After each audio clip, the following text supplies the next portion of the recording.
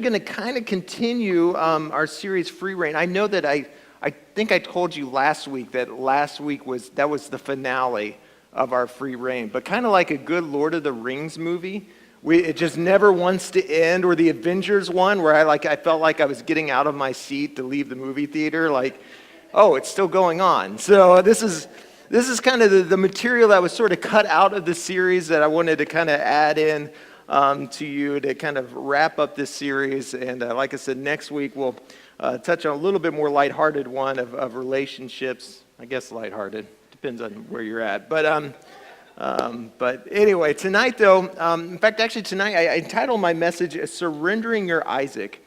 Surrendering your Isaac, and in a little bit that'll make a little more sense to you. But again, in that whole series, Free Reign, we've been talking about how, what it is to be free in Christ. And last week we talked about specifically what it is to stay free and the importance of sort of, feeding your spirit. But there's something else too when we talk about what freedom is. And we see it in Galatians chapter 5, verse 13. It says, "You, my brothers and sisters, you are called to be free, but do not use your freedom to indulge the flesh. Rather, serve one another humbly in love." Last week we talked about how true freedom, so often we think of freedom as, being kind of the captain of your own ship, you having control and being able to control what you do, how you do it, how you frame it. And yet the truth is, we talked about how, true freedom is kind of the reverse of that, and biblically speaking. True freedom is not, especially when it comes to overcoming problems or addictions or habits in our life, true freedom isn't getting control of the problem, it's surrendering control to the person of the Holy Spirit. And we talked about really what that looked like, but another kind of paradox when it comes to freedom that we find in the Bible, though, as well, is, and again, very different to how culture oftentimes identifies freedom, and we see it in that verse, is that true freedom is not found in getting, but in giving. It's not found in getting and living simply for ourselves, to get more stuff, to get more things, but it's giving. It's living for a purpose and a cause that's bigger than just you. And so I want to kind of unpack really what this looks like by looking at definitely one of the stranger, you might even say one of the more disturbing stories in the Bible. In fact, this is a story in the Bible that you probably won't find in your kids' Bible. In fact, I'm pretty sure most kids' Bibles have, if they're PG-13 at all, they're going to probably have this section cut out. So, but it's a significant story, and it's a story that the reason I share with you, because I think it really speaks to me on several levels. And one of the things, the reason this story speaks to me, and again, it's a story we're going to find, if you have your Bible, you can actually go ahead and kind of jump there, but it's in Genesis chapter 22, and it's a story that speaks to me because oftentimes, while it's a disturbing story, this is a story of where Abraham is tested. He's called to basically sacrifice his son Isaac. And again, disturbing on multiple levels, but here's what I found is that oftentimes the places where the enemy would try to get us to doubt God's love, and certainly this story, if you just look at it on the surface, you would probably feel this way, is oftentimes the very place God most often uses to prove the extent of his love. The places where the situations, the circumstances, the calling where we're like, God, I don't get this. This doesn't make any sense to me. Maybe it's that failure. Maybe it's a disappointment. Maybe you find yourself in a loss. Those things that the enemy would love to try to get you to doubt God's love. See, I told you God doesn't love you. God doesn't care for you. Isn't it true that oftentimes it's in the midst of those difficult times, failures, disappointments, a loss, a season of grief, that what we actually come to find is actually just the opposite. It seems like it's in those seasons where God finds a way to prove the extent of his love most in those times. And truth is, in this story, it's no different. In fact, we're going to see it as in Genesis chapter 22. And again, this is going to feel a little more like a Bible study, but again, we're small groups, so I think we can handle it. So, but I think it's got some valuable stuff for us. So, verse 1, Genesis 22, it says, "Sometime later God tested Abraham." This is the test here. He said to him, "Abraham, here I am," he replied. Then God said, take your son, your only son whom you love, Isaac, and go to the region of Moriah, sacrifice him there as a burnt offering on a mountain I will show you. Now we don't know exactly how God brought this message about to Abraham. Most scholars think that it was probably a dream that he had. I would describe it more as a nightmare. I can only imagine waking up. I mean, it's interesting. There's something you got to get, though, about Abraham is that, this is the first time that God's called him to do some crazy things. In fact, Abraham had a promise on his life given early on that, listen, Abraham, I'm going to make you a father to the nations. You're going to have as many kids and as many people in this nation, that as many as the stars in the sky. I mean, it's this incredible promise. And again, why I say this wasn't the first time it was a crazy thing, you got to understand that when he got that promise, Abraham was about 100 years old. And he's 100 years old, and he has his first baby, the first baby with Sarah, and ultimately has his son Isaac. So you can just imagine, here's Abraham, he's about 100 years old, giving birth to Isaac, and you can only imagine how that birthday went, as they're both getting the same birthday present, diapers, right? I mean, and yet that's what it is, and so He's got his only boy, and God's like, listen, I want you to take him to the top of this mountain. I want you to sacrifice him. And again, a crazy thing, disturbing thing. And again, you can just imagine Abraham's probably like, again, God, I know that you've got this promise on my life, that you've promised to bring about blessing through me and in my life. And you just imagine him as he's hearing this, like okay, that's... Yeah, that's one way. Let's table that, God. Kind of like a brainstorming session. Like, there's got to be another way this can happen. Like, there's got to be another way I can step into the promise that you've placed on my life, that I can begin to see that the blessing that you've promised me begin to flow in and through my life. There's got to be another way than this. And yet, for all of it, it's just kind of like dead silence at that moment. It's really interesting. God is, as God so loves to do, kind of gives us a little bit incomplete instructions. Because the truth is, as you're going to come to discover, the command that God gave to Abraham, the call he gave to Abraham, it doesn't tell the whole story. There's more to this story. There's more to this call.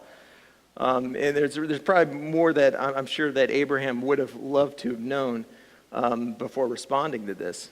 But nevertheless, Abraham, he does respond to this crazy request. And we see it in verse 3. It says, early the next morning, Abraham got up and loaded his donkey. He took with him 2 of his servants and his son Isaac. When he'd cut enough wood for the burnt offering, he set out for the place God had told him about. On the 3rd day, Abraham looked up and saw the place in the distance. See, we begin to see a story here, and what you're going to come to discover is this story is less about sacrifice than you might realize. In fact, actually, it really has nothing to do with sacrifice at all, but it has everything to do with obedience. And we actually begin to see this in verse 4, where it says, on the 3rd day. On the 3rd day. See, I found most of us, when it comes to faith, having an attitude of faith, stepping out in faith, most of us are really good with the initial response. But true faith is actually found in obedience. True faith is found on the 3rd day. See, a lot of us know what it's like to begin strong in faith. God, I'm going to do this. I'll step out and do this crazy, this radical thing. But then about the 2nd and the 3rd day, when it starts to get hard and starts to get difficult, like, I think I'm out of this. And this is what I signed up for, God. And yeah, it's interesting here, Abraham on the 3rd day, I mean, that's enough time. Think about it. That 3rd day, he gets this crazy nightmare message. I don't know about you, but probably in 3 days' time, I could have found a way to talk myself out of this. Like justified a million reasons of why that this was not the thing for me to do. And yet in the step of obedience, God would end up doing something miraculous in his life. And so we continue, we see this on. In verse 5, he says, he said to his servants, "Stay here with the donkey while I and the boy go over there. We will worship." Oh, what an amazing attitude. We will worship. And then get this, talk about confidence. We'll come back to you. See, Abraham understood something, I think, about this. He understood that there was more to the story than this. There was a bigger picture at play. And Abraham, it doesn't say exactly what he said to take courage, but my guess is, in fact, in Hebrews, it actually said he was so confident that God was going to provide, that God was going to deliver his son from this situation, that even if his son died, he believed that God would resurrect him again. I mean, he had that much kind of crazy, obedient faith. And so he steps out in this, and he steps out in this promise. And again, what's cool about this is this is not about Abraham and his confidence in terms of he just got this incredible superhuman faith. It's more of a confidence. It's not so much a confidence that I can do this. I can handle this crazy request. It's confidence again in the character of God. Listen, if you're going to step out in faith in audacious ways, you got to put your faith, your trust, not necessarily in the what. Because sometimes, let's be honest, sometimes the instructions of God, sometimes the things God calls us to, they don't always seem very practical. They seem kind of crazy. They can seem kind of ridiculous. And it's in those times when you're looking at it like, God, I don't know about this. This doesn't make any sense to me. This is scaring the snot out of me. That you've got to decide, am I going to put my faith in myself or my faith in my circumstances or my faith in my faith? Like I can just tough it out. I can do this. I can give myself enough of a pep talk. Or are you going to put your faith in our God? In his character, in his promises where he says, listen, I'm good. Never will I leave you. Never will I forsake you. I'm there for you. And certainly for Abraham, that's what he did. He held on, I believe, to those promises. He knew that God had placed a promise on his life that, listen, I'm going to make you a father of many nations. It's not going to end here with your son. And so it continues on. Genesis 22:6-8. It says, Abraham took the wood for the burnt offering and placed it on his son Isaac. And he himself carried the fire and the knife. By the way, this is... every story in the Bible is a Jesus story. Every story in the Bible is reflective of Jesus. And this is no different. This is foreshadowing of a bigger picture at play. Of eventually Jesus, being sent, Jesus coming in and taking up the wood, taking up the cross, paying a price, being a sacrifice for all of our sin, for all of our shame, for all of our junk. And so, here it is. Here's this picture. We know there's more going on in the story, and Abraham's stepping out there, and you can just imagine the tension. You can imagine the grief. You can imagine the heartache that's going on in Abraham's life. I mean, even though he's got this confidence that God's going to come through, it's sure not looking like it right now. I mean, you ever been in a situation like that? I mean, you got faith, you're confident, but when you look at the situation going on around you, you're like, I don't see how this is going to work out. This is not looking good. And so here he is. He's in this place, and they're walking up. They're heading up. They're getting ready to kind of build this altar and to kind of place Isaac ultimately on it and to do the seemingly unthinkable. And it says, as the two of them went on together, Isaac spoke up and said to his father Abraham, Father, yes, my son, Abraham replied. The fire and the wood are here, Isaac said, but where is the lamb for the burnt offering? Really interesting. Abraham answered, God himself will provide the lamb for the burnt offering, my son, and the two of them went on together. I love what Isaac asks. I love the question. Where's the lamb? Where's the fire and the wood are here, but where's the lamb for the offering? I find it interesting that this kid, Isaac, was willing to ask a question that I don't think very many of us in today's church always ask. See, he understood something. In asking that question, where is the sacrifice? Again, he's asking something that sometimes we miss. And what we miss is that you got to understand, he understood that there was no worship without sacrifice. There was no, you could put it this way. He's basically saying, Dad, he understood. He's like, Dad, I get that there's got to be a cost to this. That praise always comes with a price. See, even Isaac understood that real worship, there's a cost, there's a price. You can't have a testimony without a test. You can't have victory without surrender. So you got to understand that worship is so much more than just a song. When we talk about worship, it's so much more than just singing a few songs, maybe clapping our hands, really, if we're really into it, jumping around a little bit, getting our groove on. It's so much more than that. In fact, Romans 12:1 speaks of what real worship is. It says, therefore, I urge you, brothers and sisters, in view of God's mercy, to offer your bodies as a living sacrifice, holy and pleasing to God. This is your true and proper worship. Again, I don't know how many of you grew up with this song, but used to sing a song, that was basically, hey, I'll bring you more than a song. I'll bring you more than a song, because a song in itself is not what you have required. That's what Paul's speaking about in Romans. That's what Isaac is referencing. In fact, even David actually speaks of this and references it in 1 Chronicles 21, verse 22 and through 25. And it's interesting because here David is he's kind of away from town. He's traveling, and yet he wants to find this place to worship God. And so he decides he's going to just basically buy his own place to kind of set up shop to worship God.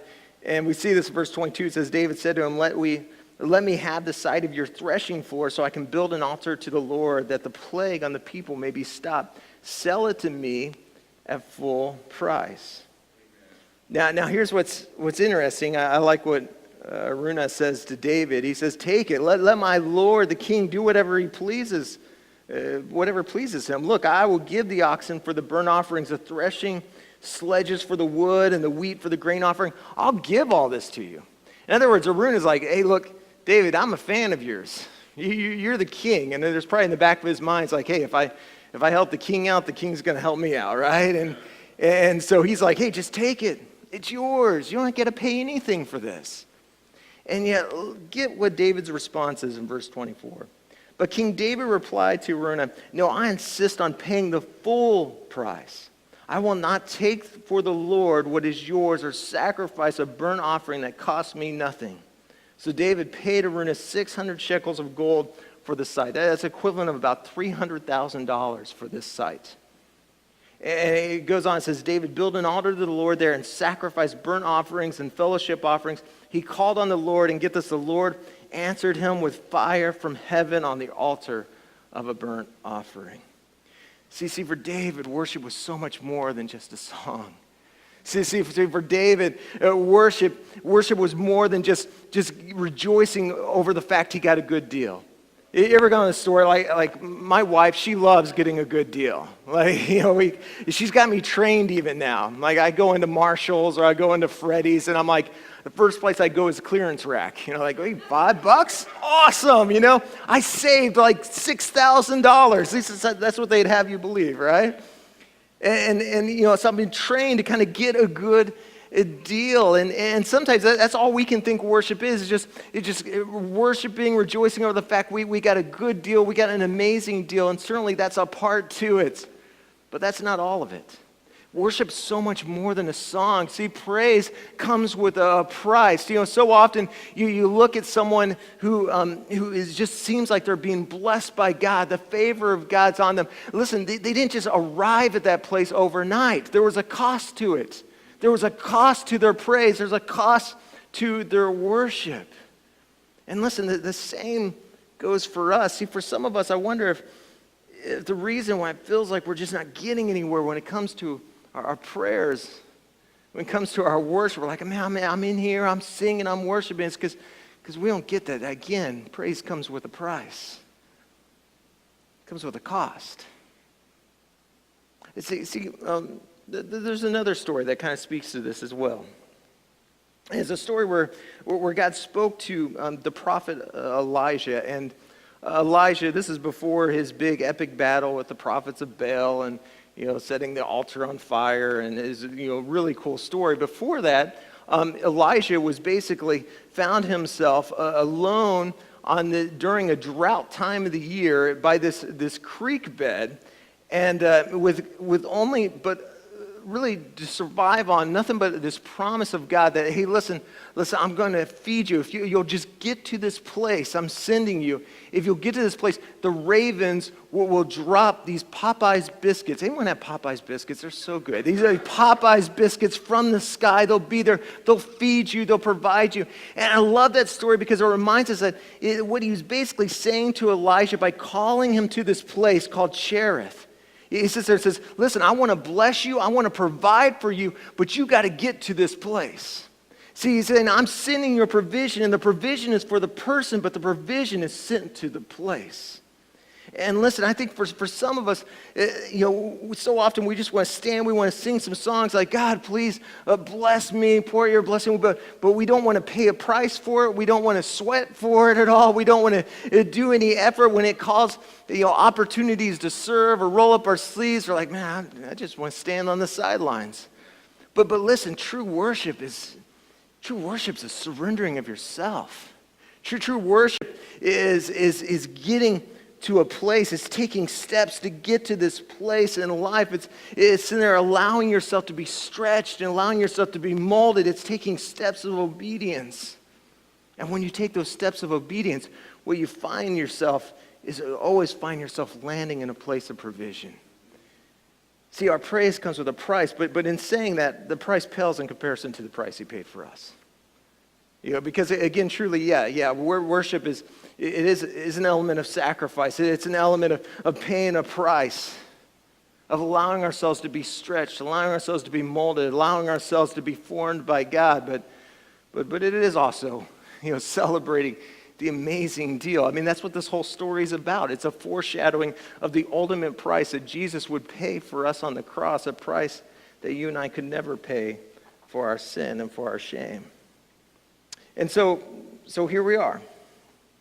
Abraham and Isaac, they're walking up and they build this altar, and Abraham sets his son there, and it says in Genesis 22:8, it says, Abraham answers, Isaac's question of, hey, where are we going to get the offering? And just imagine, talk about awkward conversation there. Abraham's like, well, God himself will provide the lamb for the burnt offerings, probably looking away, and the two of them, they went on together. And it goes on to say in verse 9, it says, when they reached the place God had told them about, Abraham built an altar there, arranged the wood on, and get this, he bound his son Isaac and laid him on the altar on top of the wood. Now this verse, it speaks a lot to Abraham's character.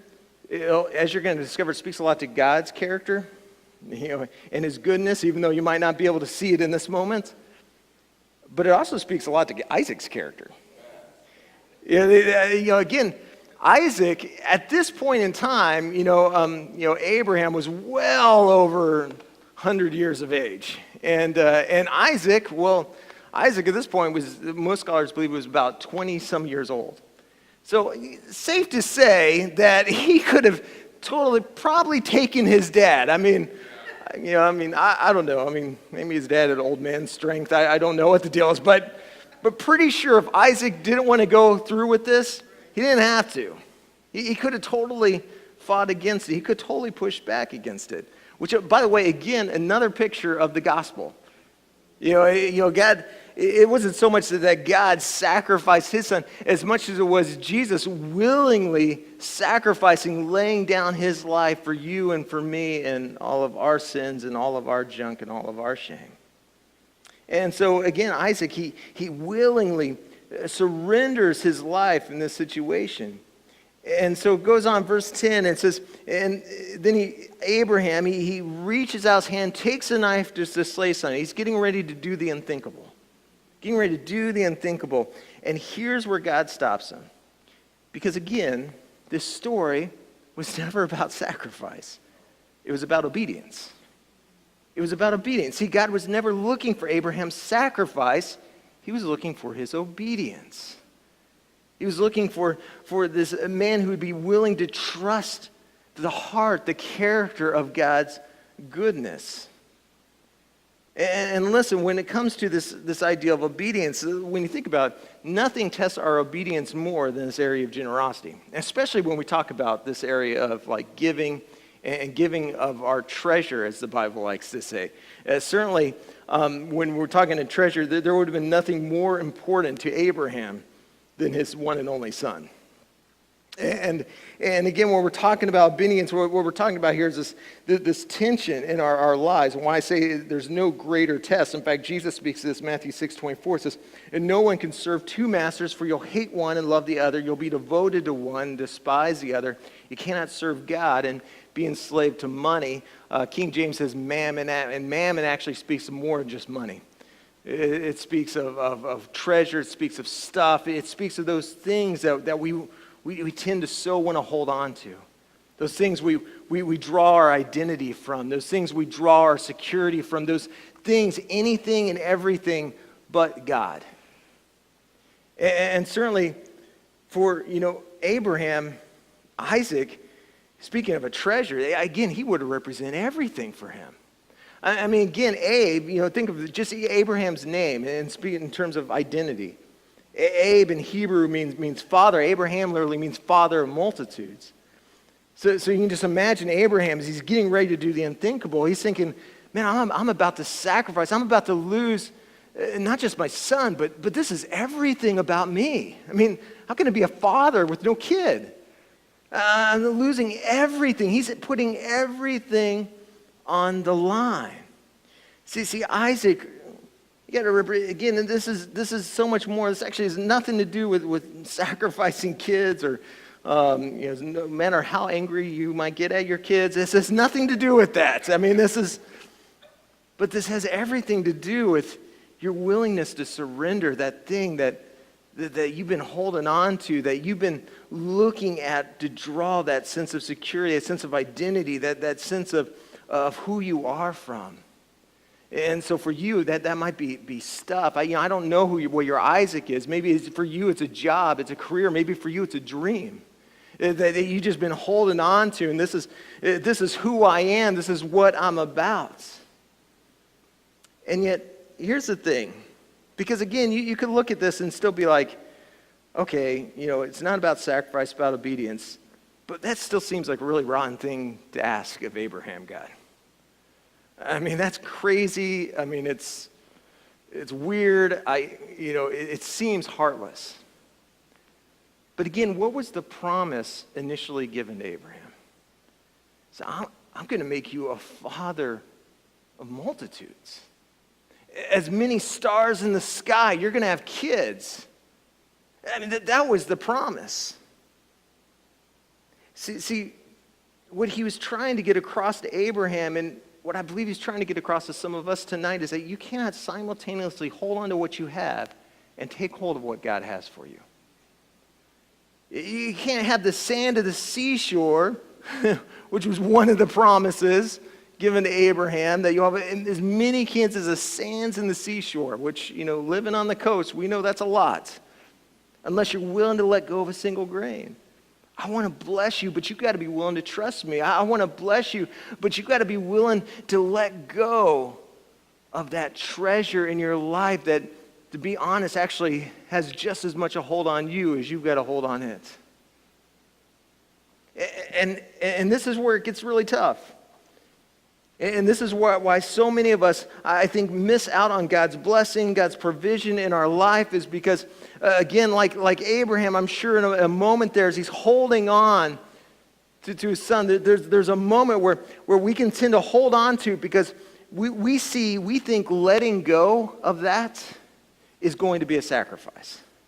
We think if I let go, if I let go of this, to take that step, maybe God's whispered something in your life. He's put a dream. He's maybe speaking to some of you. Hey, look, I want you to start a ministry, or get involved in the ministry, or get involved in serving, or maybe I want you to adopt a child or a kid. I mean, it's something that might seem more than a little crazy to some others. You look at it and you're like, oh my goodness, that's a lot of work, that's a lot of struggle.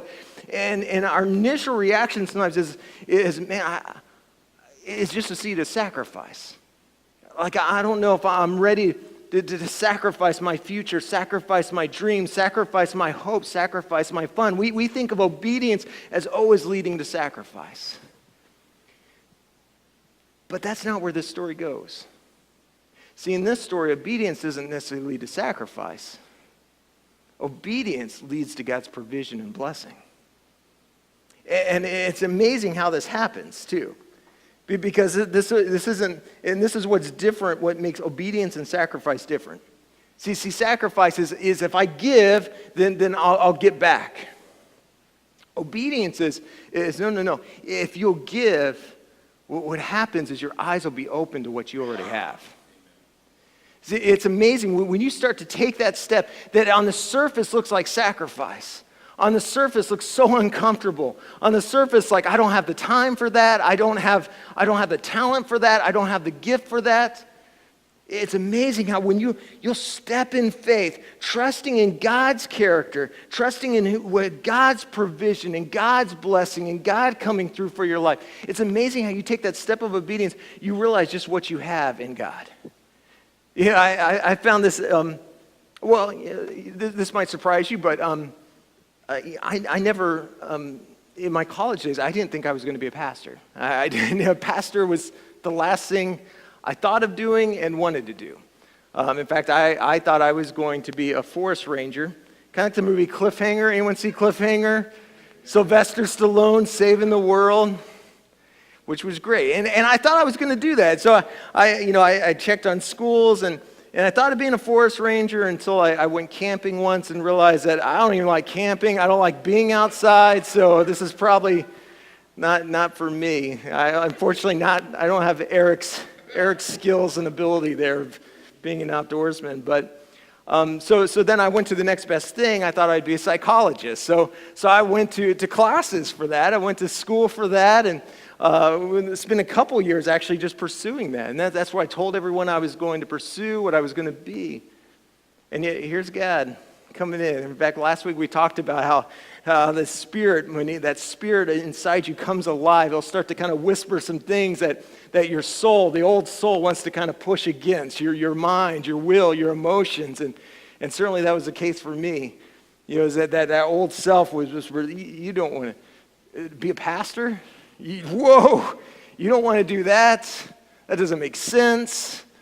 I mean, every pastor I know, they wear these robes, which is, totally not you. You don't want to do this. And again, for me, initially when I saw it, it looked like sacrifice. And not just sacrifice of happiness, not just sacrifice of my dreams, not just sacrifice of my future. I also looked at it and just, I felt so inadequate for it.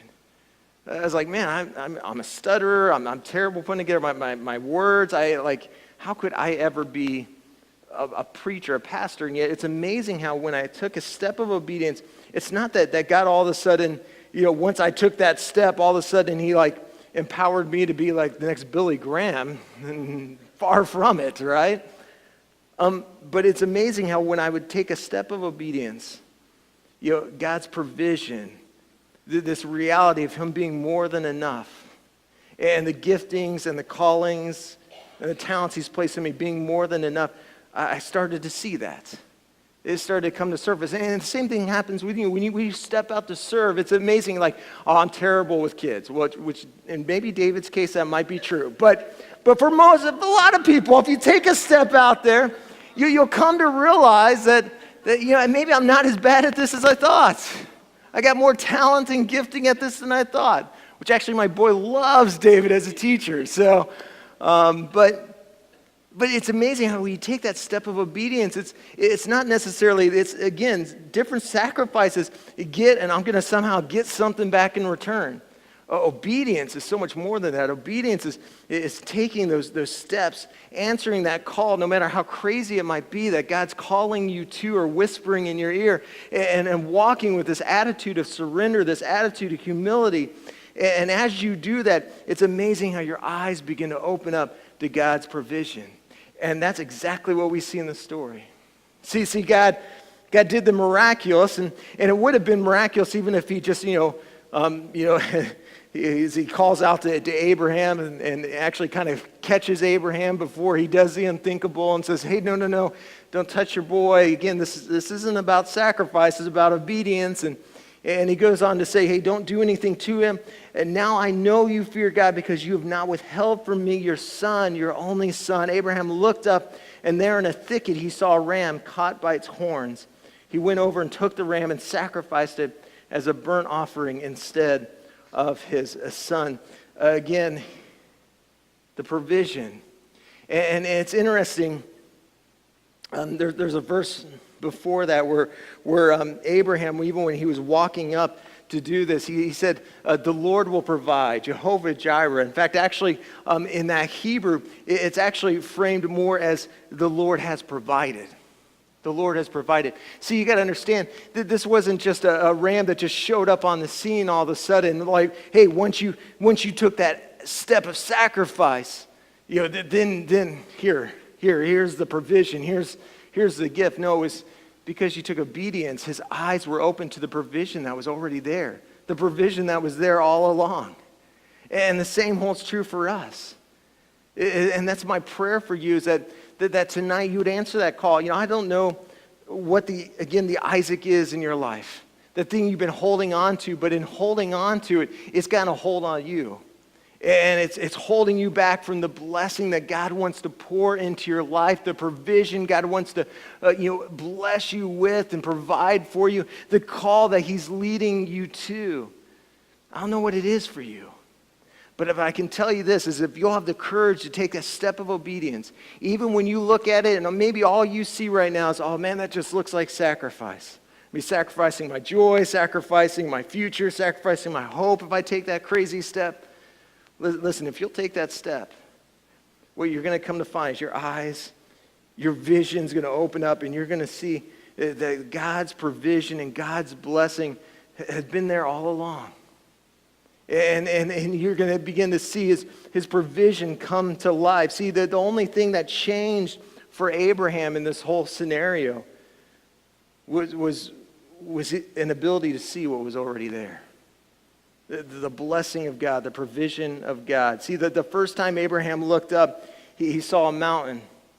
He saw sacrifice. He saw struggle. The next time Abraham looked up, he saw a miracle. The first time he looked up, he saw pain. The second time he looked up, he saw provision. The first time Abraham looked up, he saw what obedience costs.